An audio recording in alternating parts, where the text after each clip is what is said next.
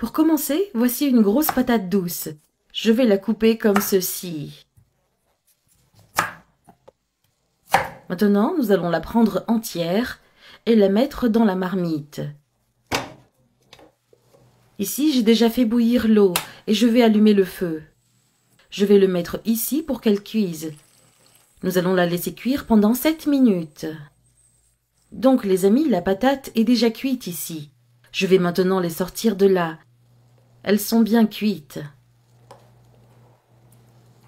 Mettez-les ici et laissez-les refroidir un peu pour pouvoir enlever la peau. Ici, elles ont déjà refroidi. Je vais maintenant enlever la peau. Enlevons la peau de toutes les patates et mettons-les sur le côté.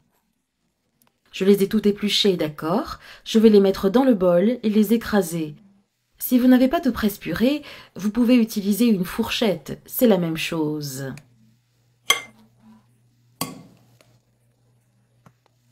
Le secret, c'est de bien laisser cuire pour que ça devienne mou.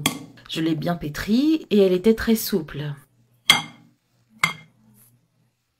Maintenant, je vais ajouter 2 œufs et remuer. Remuez bien jusqu'à ce que la pâte soit bien ferme.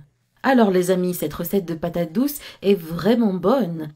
Sans compter qu'elle est très rapide, n'est-ce pas?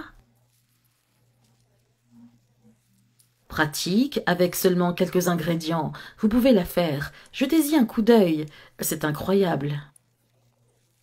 Ici, j'ai déjà bien mélangé. Maintenant, je vais ajouter ici de la noix de coco râpée.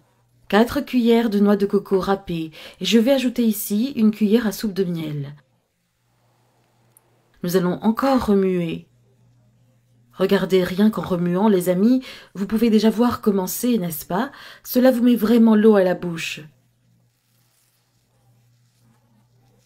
Maintenant, je vais allumer le feu et dans ma poêle à frire, j'ai déjà de la margarine.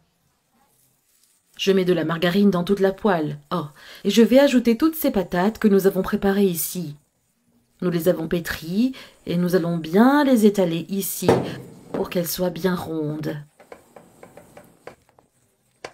Alors les amis, je vais laisser sur un feu doux, d'accord? Vous allez le couvrir et attendre quelques minutes jusqu'à ce qu'il ne colle plus au fond de la poêle. Nous la retournerons pour vérifier son état. Voilà les amis, je vais la retourner pour voir ce qu'il en est. Regardez ce que ça donne. Les amis, je vais remettre de la margarine ici pour que ça ne colle pas. Maintenant, nous allons la remettre pour cuire l'autre côté. Nous allons le couvrir à nouveau et attendre un peu.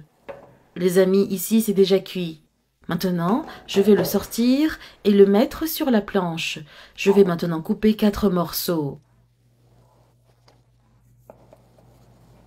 Prenons un morceau ici pour voir ce que ça donne.